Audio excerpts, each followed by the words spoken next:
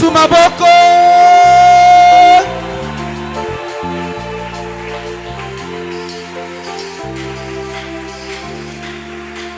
Seigneur, nous te rendons hommage. Nkolo biso tokumisi yo. Maître du ciel et de la terre. Mokonzi ya likolo pe ya mabele. Maître de toutes choses. Mokonzi ya nyonso. Notre Dieu. Nzambe na biso. Notre bouclier. Notre sauveur. Amen. Seigneur, béni soit le maître de notre salut. Nous te levons ce soir, Seigneur, pour tes bienfaits. Tu étais avec nous depuis le premier jour. Et nous voici au dernier jour.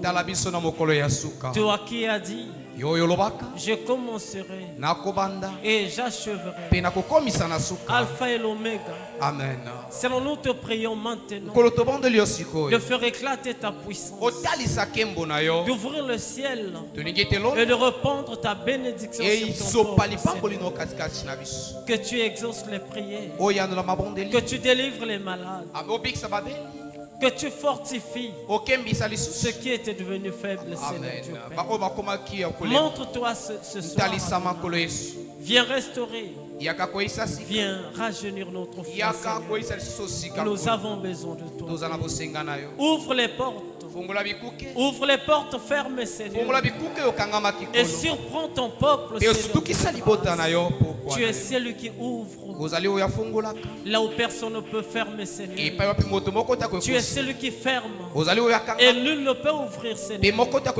Père, viens ouvrir là où l'ennemi avait fermé, Seigneur. Viens changer les choses là où l'ennemi s'est levé pour compliquer les choses. Et que ton peuple te bénisse, qu'il te loue. Après avoir vécu ces bienfaits, nous te bénissons pour toutes tes grâces et pour tout ce que tu ne cesses de faire au milieu de nous. Bénis ce moment. Accorde-nous ta parole. Dispose encore le cœur de ton peuple pour qu'il soit capable de t'écouter. Sers-toi de nous dans le nom précieux de notre Seigneur Jésus-Christ. Nous avons ainsi prié. Amen. Amen. Acclamons très fort notre Seigneur. Acclamons très fort notre Seigneur.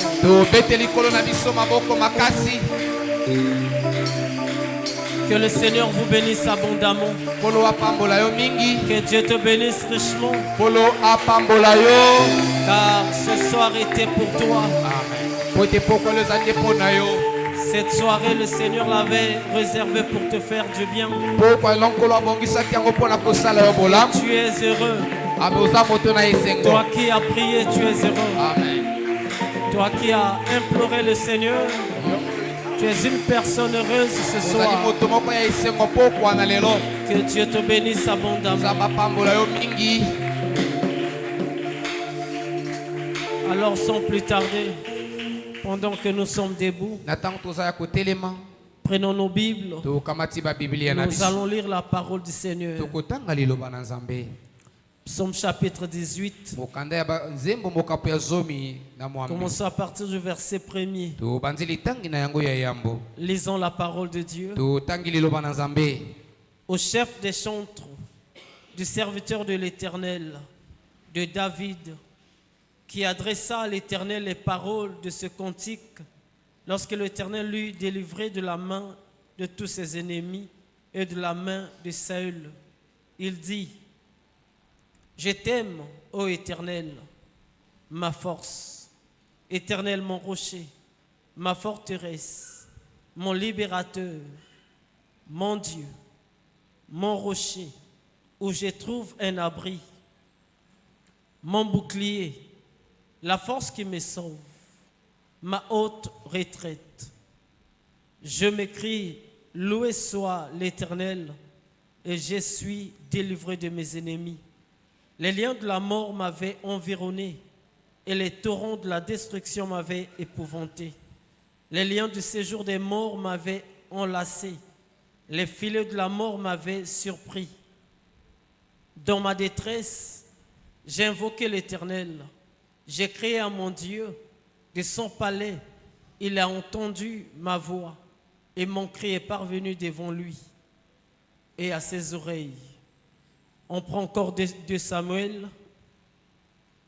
De Samuel.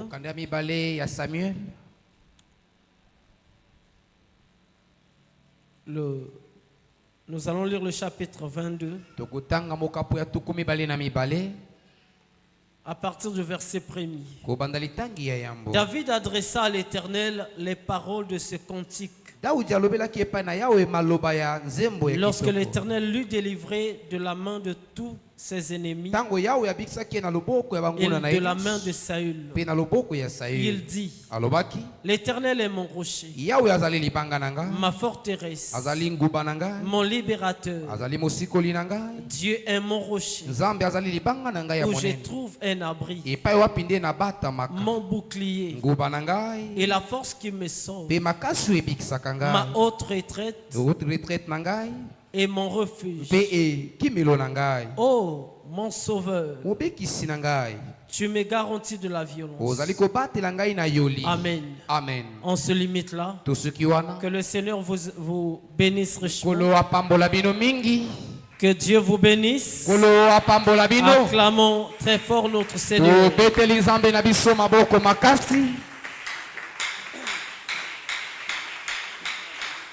Vous pouvez vous asseoir. Le Seigneur soit loué pour la grâce qu'il nous a accordée. Et je suis très heureux de te voir encore ce soir parmi nous. Amen. Amen. Et je bénis le Seigneur pour toutes ces grâces qu'il ne cesse de manifester à notre égard depuis le premier jour de notre programme d'intercession jusqu'à maintenant. Je le bénis pour ce qu'on n'a pas encore vu, mais je le crois de tout mon cœur que chacun de nous recevra sa part, parce que le Seigneur t'a convoqué en ce lieu pour te faire du bien. Voilà pourquoi je dis déjà que tu es un homme heureux. Tu es une personne heureuse. Amen. Parce que tu ne retourneras pas à vide. Tu avais prié à un Dieu qui exauce les prières. Alléluia. Amen. Il te bénira. Il te comblera. Si un jour tu reviendras pour témoigner ce que le Seigneur a fait. Et je suis sûr de ce que je dis, parce que c'est son esprit qui me le dit. Amen. Amen. Donc je bénis Dieu pour ta présence. Gloire soit rendue à lui pour tout ce qu'il ne cesse de nous faire. Et nous continuons notre exhortation toujours dans le même thème. Donc le but de notre exhortation, c'est de faire en sorte que la foi des enfants de Dieu soit attachée à un seul Dieu.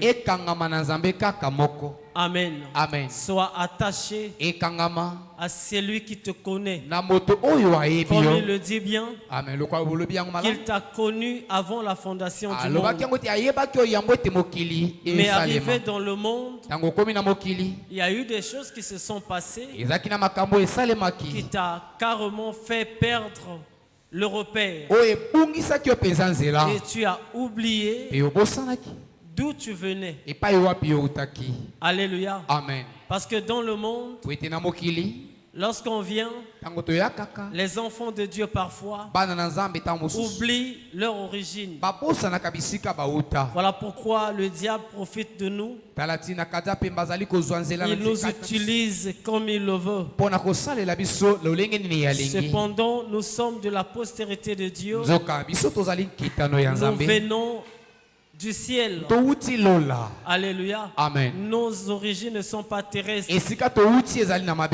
Alléluia. Amen. Et donc dans ces exhortations, nous voulons ramener notre pensée, notre intelligence, notre foi à un seul Dieu, à celui qui nous a sauvés.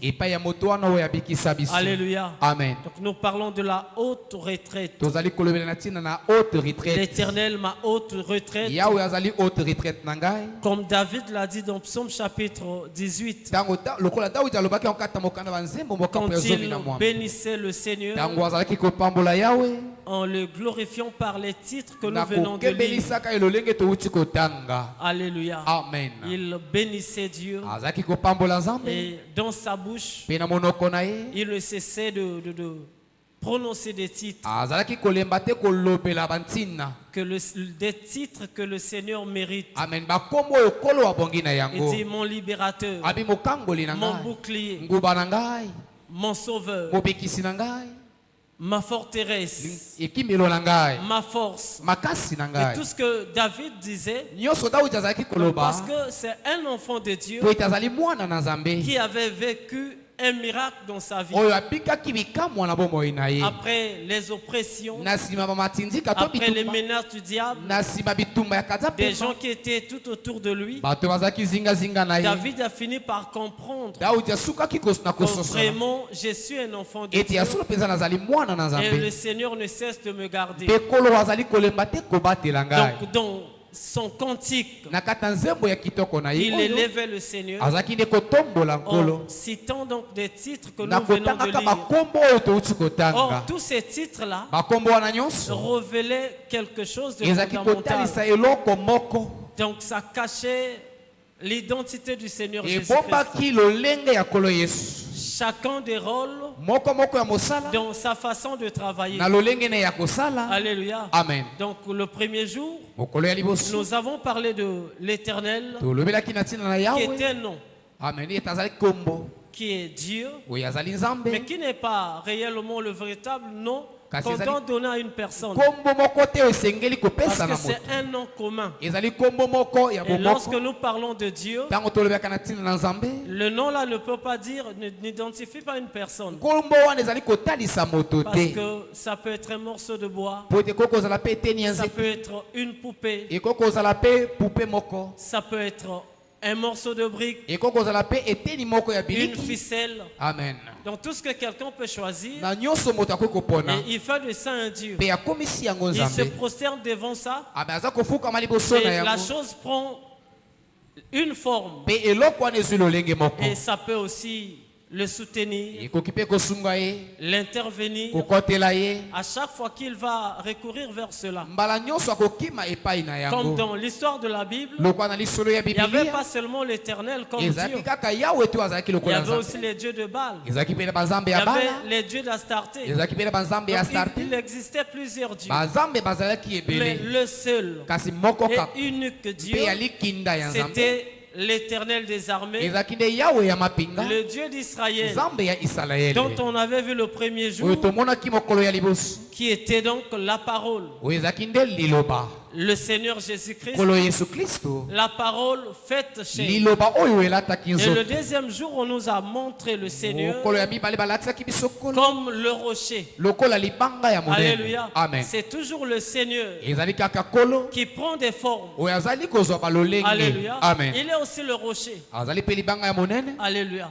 Et on nous a montré comment est-ce que le rocher, quel est donc le rôle que le rocher joue. Alléluia. Amen. On avait vu ça. Et à la fin, on a compris que même le rocher, c'est toujours la parole. Mais ce soir, il y a encore quelque chose que nous voulons toucher. David a parlé de ça de l'autre côté. Il dit, l'Éternel est la force qui me sauve. Ça, c'est dans Psaume chapitre 18. Mais dans 2 Samuel, où nous avons lu aussi, on nous donne une autre précision. Il dit là, ma haute retraite et mon refuge. Oh, mon sauveur. Amen. Amen. Donc le Seigneur, ou bien la haute retraite, c'est aussi le sauveur.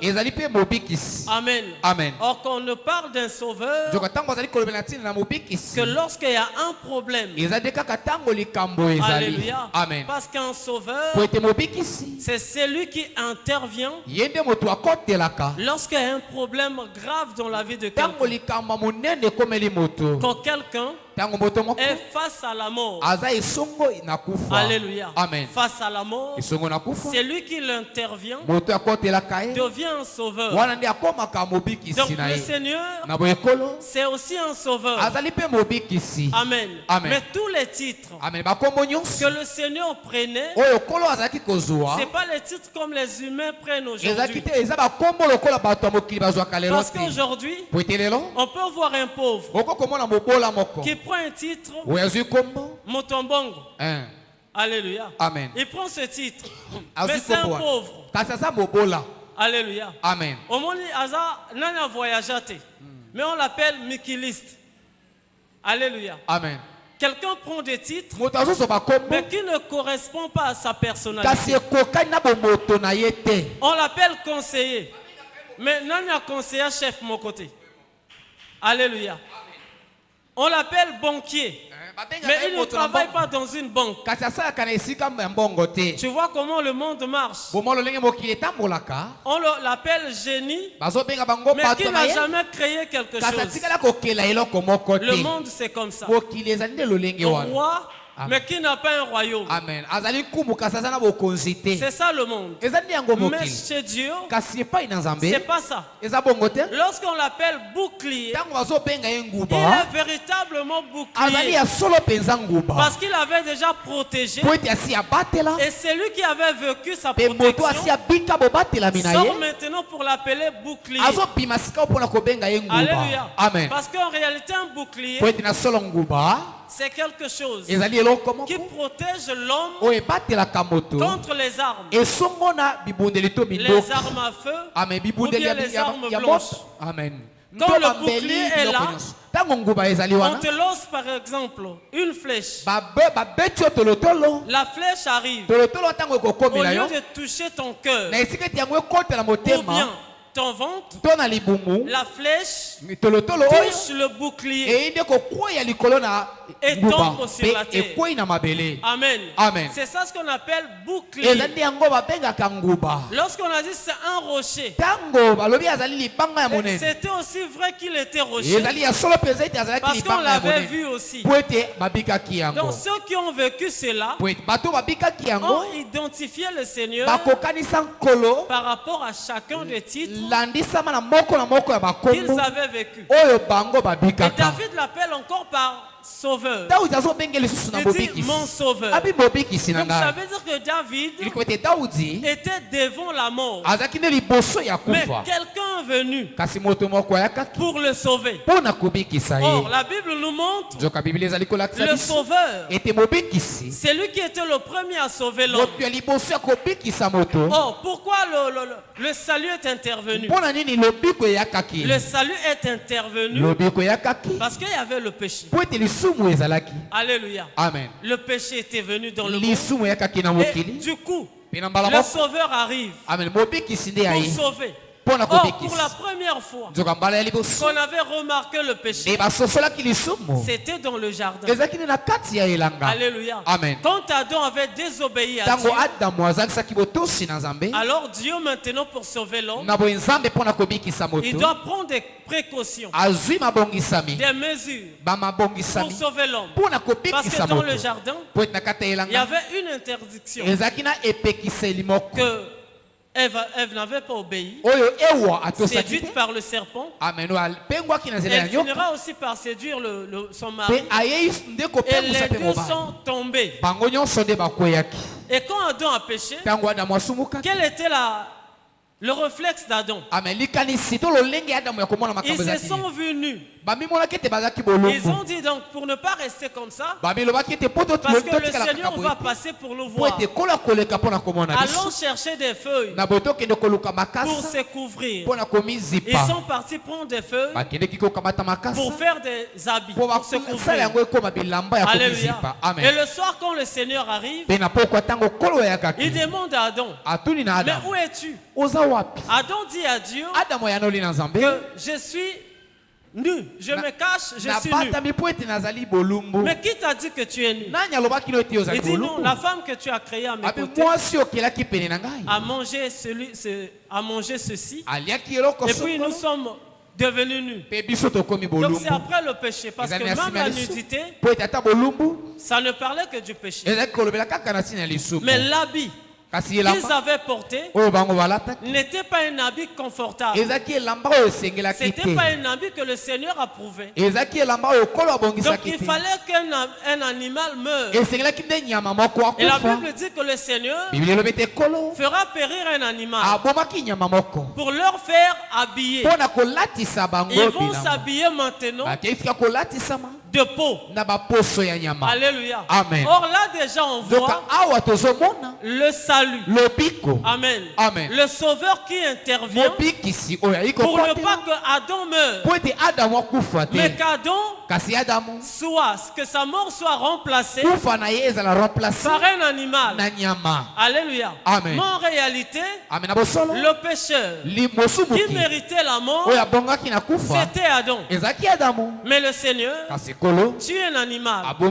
Il prend sa peau pour couvrir Adam et Ève et les chasse du jardin. Alléluia. Amen. Maintenant donc, parce que tout cela c'est toujours à cause du péché. Un jour, comme l'homme avait déjà péché, et tous ceux qui naissaient par lui étaient aussi des pécheurs. Et un jour après l'alliance avec Abraham, c'est Israël qui ira séjourner en Égypte. Et là encore, ils étaient sous l'emprise du diable. Pharaon dominait, les maltraitait, les opprimait. Alléluia. Amen. Ils ont commencé à crier pour qu'un sauveur arrive pour les délivrer. Donc le danger qui était devant eux était un danger de mort. Amen. Amen. Ils voyaient la mort devant eux. Ils ont commencé à crier. Et celui qui arrive pour sauver, c'est un sauveur, un libérateur. Il envoie Moïse. Moïse est venu et le Seigneur lui a dit que je vais frapper l'Égypte. Là c'est après la manifestation avec la canne, la verge d'Aaron. Après les 10 plaies. Alléluia. Il va demander à Moïse maintenant. Il dit bon d'accord. Comme le Seigneur l'avait dit depuis le début, il dit je vous ferai sortir de l'Égypte. Mais ça ne sera pas facile. Je vais en dire sur le cœur de Pharaon. Il va s'opposer à ma voix. Et moi je vais montrer ma puissance dans ce pays d'Égypte. Je vais les taper jusqu'à les exterminer de la terre. Et le Seigneur a envoyé Moïse. Moïse est venu. Après la manifestation des signes, le Seigneur dira maintenant à Moïse. Exode chapitre 12.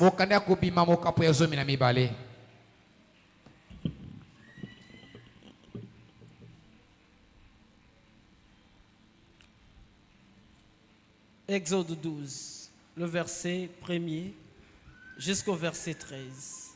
Exode 12 à partir du verset 1er. Et au nom du Seigneur Jésus-Christ. Amen. L'Éternel dit à Moïse et à Aaron dans le pays d'Égypte. Ce mois-ci sera pour vous le premier mois. Il sera pour vous le premier des mois de l'année. Parlez à toute l'assemblée d'Israël et dites, le 10e jour de ce mois, on prendra un agneau pour chaque famille, un agneau par chaque maison. Pour chaque maison. Si la maison est trop peu nombreuse pour un agneau, on le prendra avec son plus proche voisin selon le nombre des personnes. Vous compterez pour cet agneau d'après ce que chacun peut manger.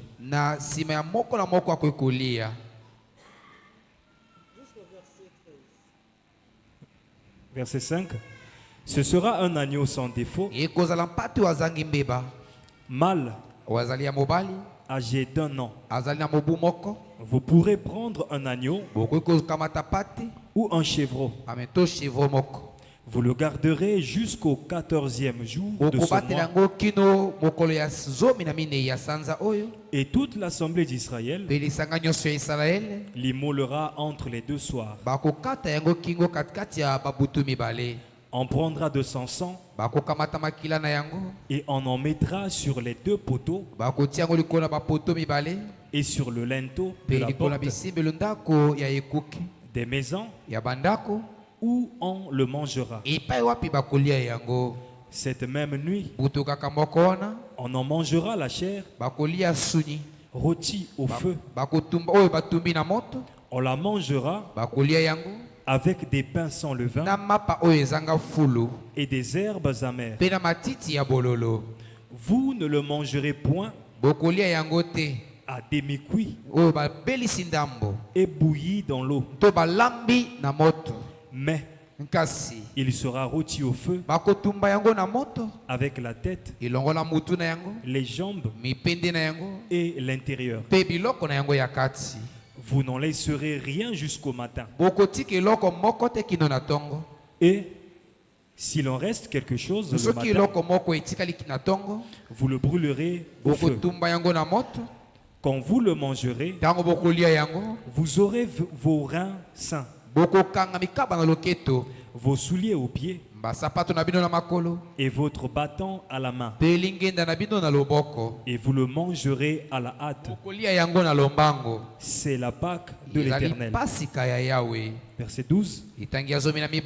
Cette nuit-là, je passerai dans le pays d'Égypte et je frapperai tous les premiers-nés du pays d'Égypte, depuis les hommes jusqu'aux animaux, et j'exercerai des jugements contre tous les dieux de l'Égypte. Je suis l'Éternel. Le sang vous servira de signe sur les maisons où vous serez. Je verrai le sang et je passerai par-dessus vous. Et il n'y aura point de plaie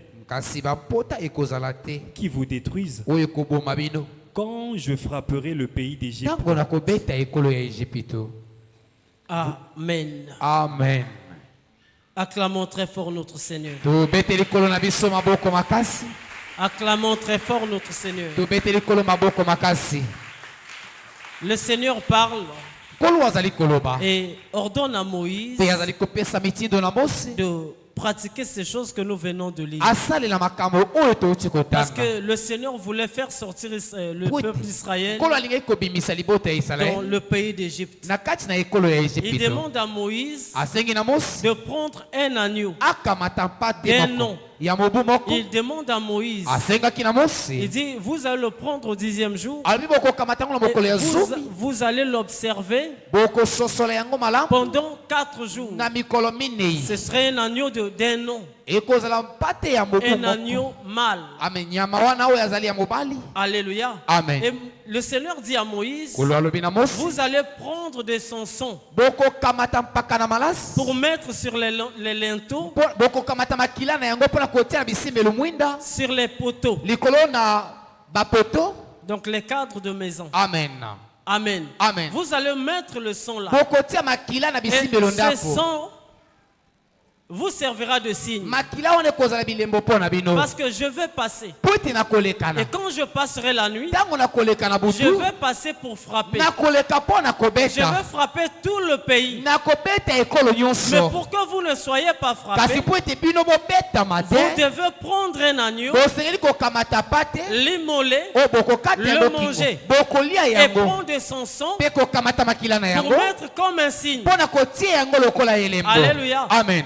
Là, c'est le Seigneur qui parle. Il va passer pour frapper. Frapper l'Égypte, le pays qui était dans le péché. Mais avant de frapper l'Égypte, il y avait un autre peuple qui habitait ce pays. Alléluia. Mais pour ne pas que ce même peuple soit frappé avec les Égyptiens, qu'est-ce que Dieu va faire? Il demande à Moïse de prendre un agneau et de l'immoler. Donc cet agneau-là venait comme un sauveur. Amen. Amen. Parce que c'est l'animal qui fera en sorte que les enfants d'Israël ne soient pas tués par celui qui frappait. Alléluia. Amen. Donc l'animal, c'était lui le sauveur. Nous parlons du sauveur. Alléluia. Amen. Parce que David a loué, a dit mon sauveur. Donc le Seigneur était celui qui l'avait sauvé. Et là dans l'ombre, on nous montre le sauveur qui avait sauvé les enfants d'Israël. Donc quand Moïse a écouté cela, Moïse a fait tout ce que le Seigneur a demandé. Au milieu de la nuit, le Seigneur est passé. Le Seigneur n'a pas touché les enfants d'Israël, mais il a frappé toute la maison de Pharaon. Donc toute l'Égypte a été frappée la nuit là, sauf Goshen, là où les enfants d'Israël étaient. Pourquoi? Parce qu'il y avait un sauveur qui était venu prendre la place des enfants d'Israël. Mais là on le voyait sous forme d'un animal, un agneau. Si vous lisez la Bible, vous allez voir, quand le Seigneur Jésus-Christ a été arrêté, alléluia, on l'avait pris. Il a été examiné exactement pendant 4 jours pour voir s'il était un véritable agneau qui était capable de prendre la place d'un homme. Alléluia. Parce que le plus grand problème de l'homme était celui du salut. Parce que quand Dieu a créé Adam, Dieu ne l'a pas créé pour qu'il meure après. Non. Mais le Seigneur a créé Adam pour qu'Adam vive éternellement. Voilà pourquoi Ecclésiaste nous dira, déjà le Seigneur a mis dans l'homme la pensée de l'éternité. Donc depuis Adam, le Seigneur avait mis en lui la pensée de vivre éternellement. Mais qu'est-ce qui a écourté le temps de l'homme sur la terre? La chose qui a écourté le temps de l'homme, c'était le péché, la désobéissance. Alléluia. Amen. Mais malgré cela, le Seigneur avait toujours cherché des moyens pour sauver l'homme. L'animal, l'agneau, était mort ici pour qu'Israël ne soit pas tué ensemble avec les Égyptiens. Et celui qui frappait ici, c'était Dieu. Donc la colère, c'était la colère de Dieu. C'était pas la colère de Pharaon.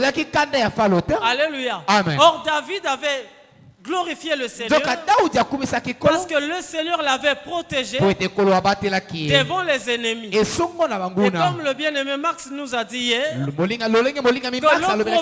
ce n'est pas seulement de fuir le diable ou bien les ennemis. À part la colère du diable, à part leur méchanceté, il y a aussi la colère de Dieu. Amen. Amen. Et la véritable colère, c'est la colère de Dieu. Qu'un homme ne peut pas s'échapper à ça. Alléluia. Amen. Mais pour s'échapper à cette colère, il faut avoir le Sauveur avec toi.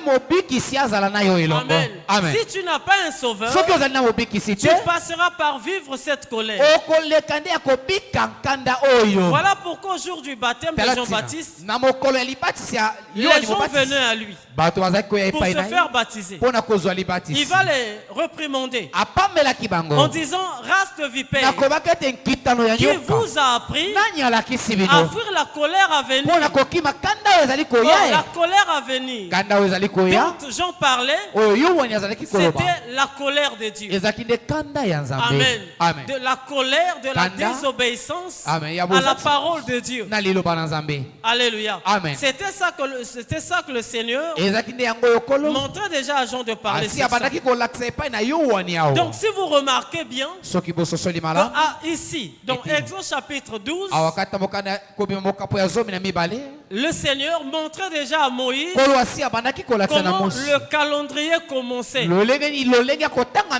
Alléluia. Dès leur sortie, comment on va commencer à compter les jours, à compter l'année, à partir de la mort de l'agneau. Alléluia. Amen. Mais qui était donc cet agneau? Alléluia. Amen.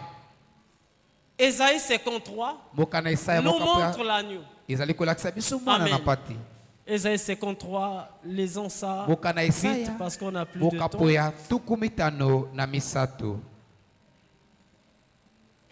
53.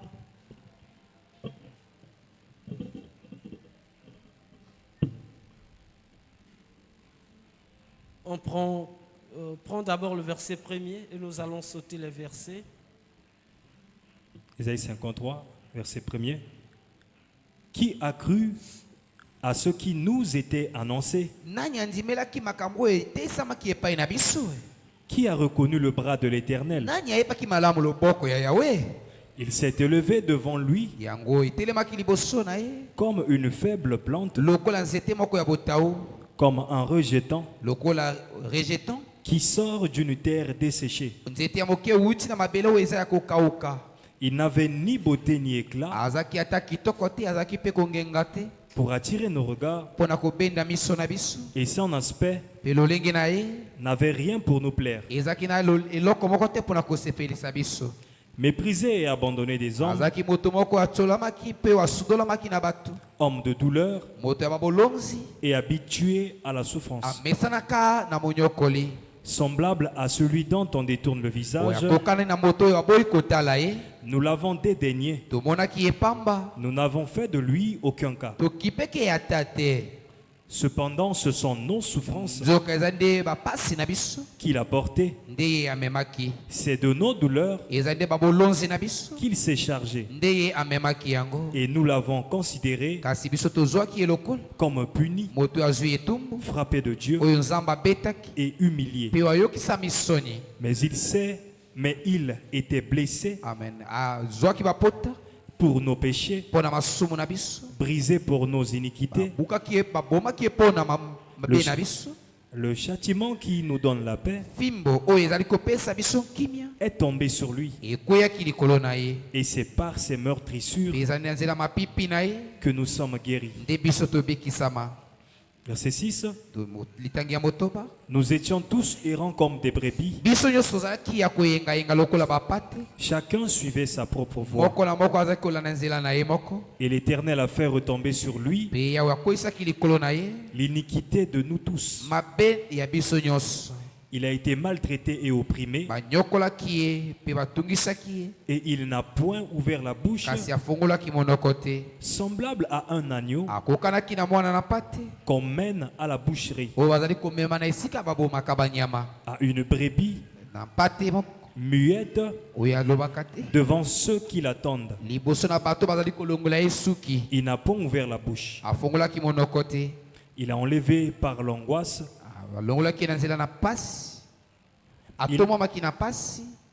Il a été enlevé par l'angoisse et le châtiment.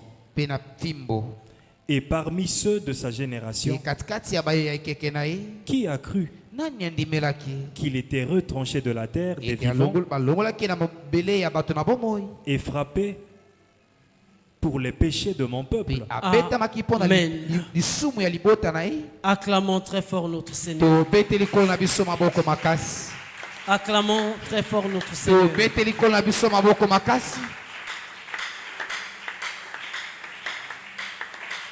Ici, c'est le prophète Esaïe qui prophétisait pour le Seigneur Jésus-Christ. Mais le Seigneur Jésus-Christ n'était pas encore né quand il prophétisait. Amen.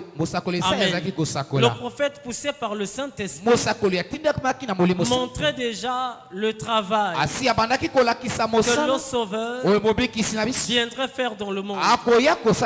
Amen. Amen. Premièrement pour les enfants d'Israël. Donc Esaïe a dit, qui a cru à notre évangile, à notre prédication, à ce que nous allons dire. Amen. Amen. Parce qu'il savait qu'après ma prédication, les gens ne croiront pas. Ils ne vont pas accepter qu'ils reçoivent le Sauveur qui viendra pour eux.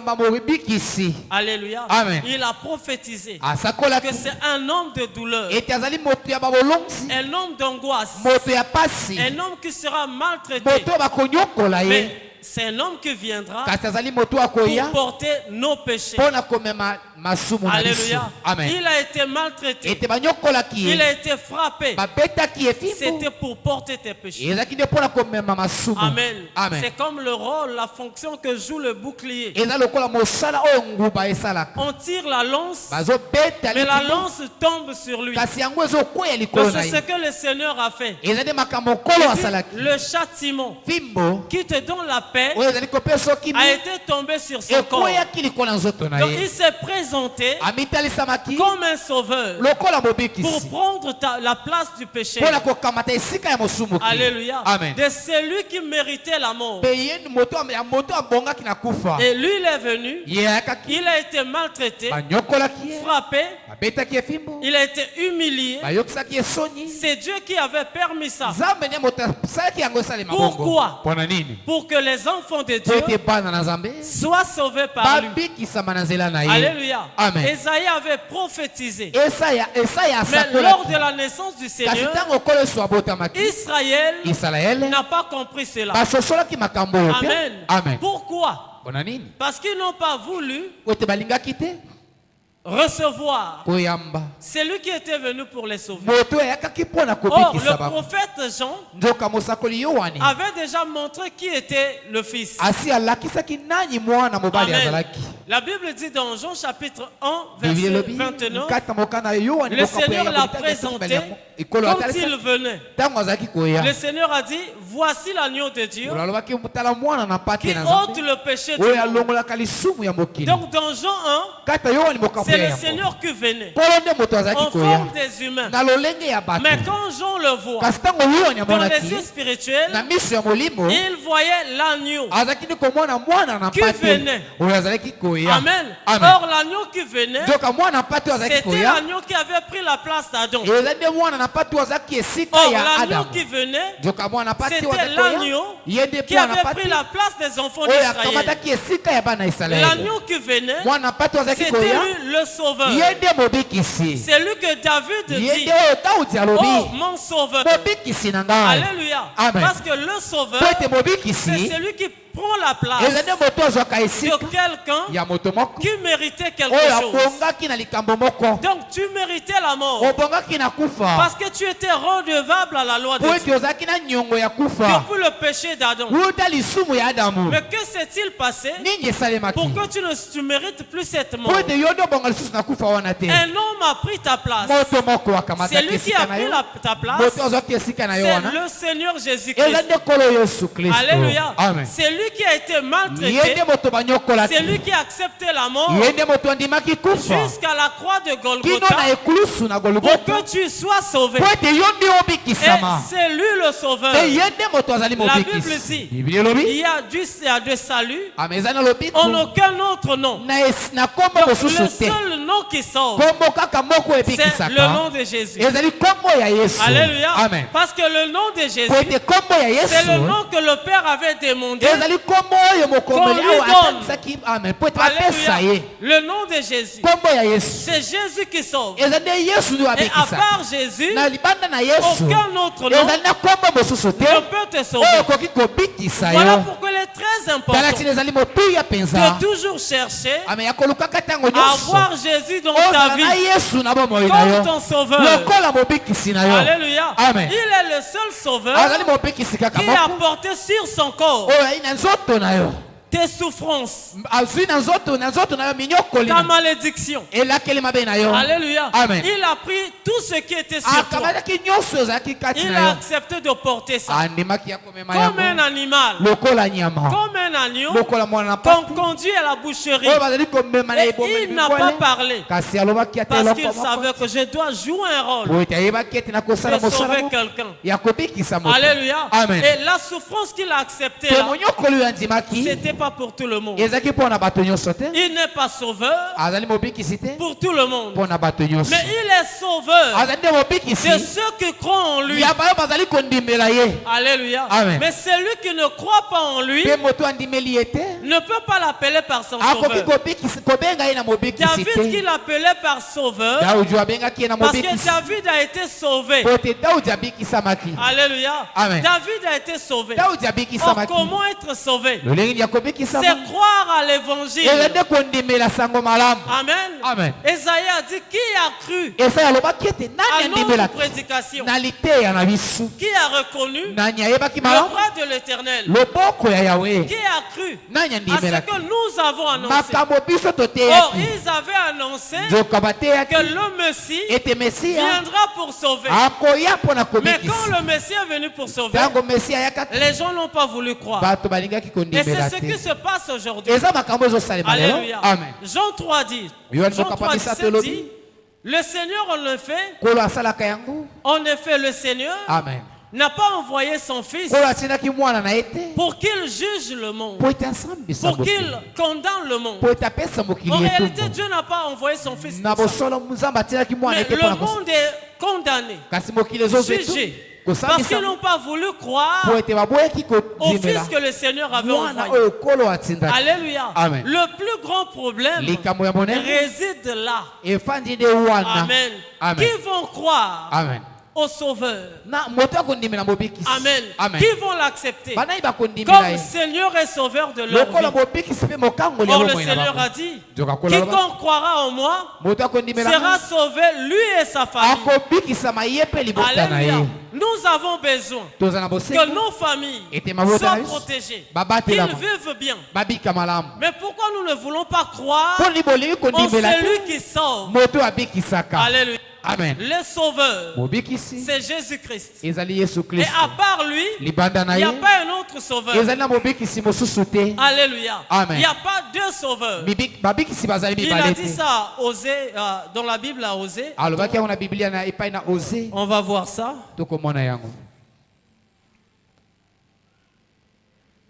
Osée, c'est 13.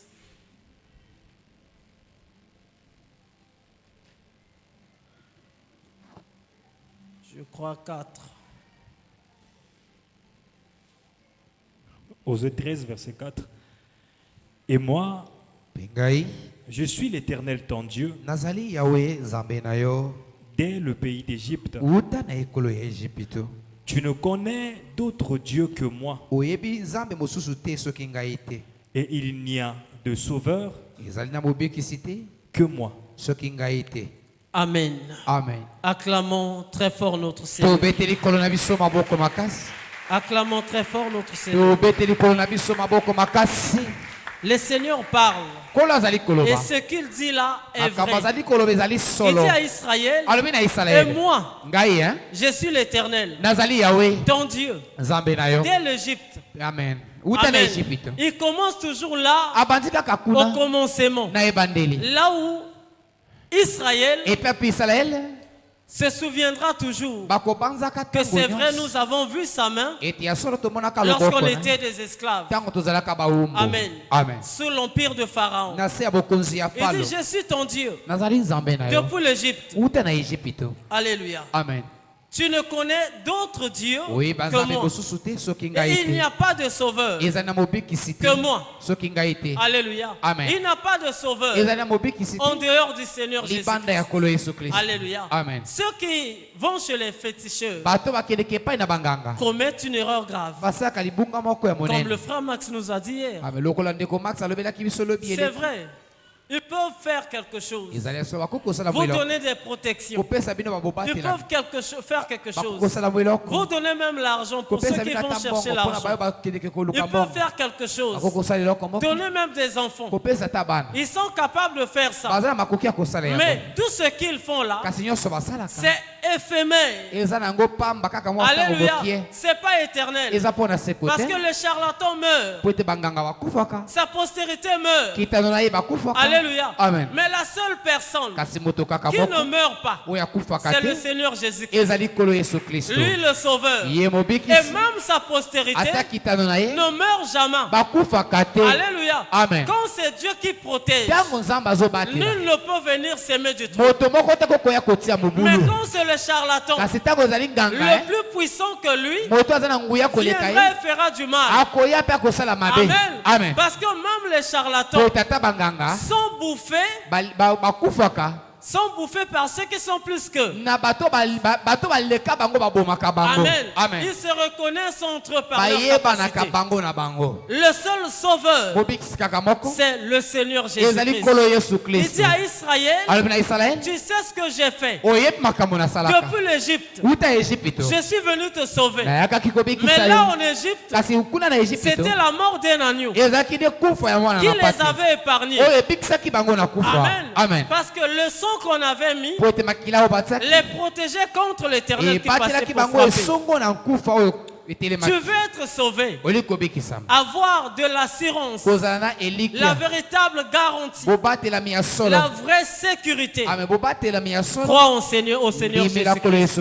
Alléluia. Amen. Crois en lui. Donne-lui ta vie. Il sera ton Seigneur, ton Sauveur. Et l'ennemi ne pourra rien sur toi. Alléluia. Qu'il vienne la nuit, qu'il vienne le jour, ils te feront rien. Parce que le Sauveur est avec toi. Alléluia. Il a accepté la souffrance pour que nous ayons la paix. Il a accepté l'humiliation pour que nous ayons la gloire aujourd'hui. Alléluia. Le Sauveur, mon Sauveur, c'est ça. La haute retraite. Amen. La haute retraite. Quand quelqu'un comprend les choses, il donne sa vie au Seigneur Jésus-Christ, il devient sous la protection totale. Et le Sauveur marchera avec lui. Que le Seigneur te bénisse richement. Que Dieu vous bénisse richement. Acclamons très fort notre Seigneur. C'est Jésus le Sauveur. Le Sauveur de ceux qui croient en lui. Alléluia. Qui lui donne leur vie. Amen. Que le Seigneur vous bénisse. Lèvons-nous, nous allons prier. Lèvons-nous. Lèvons-nous.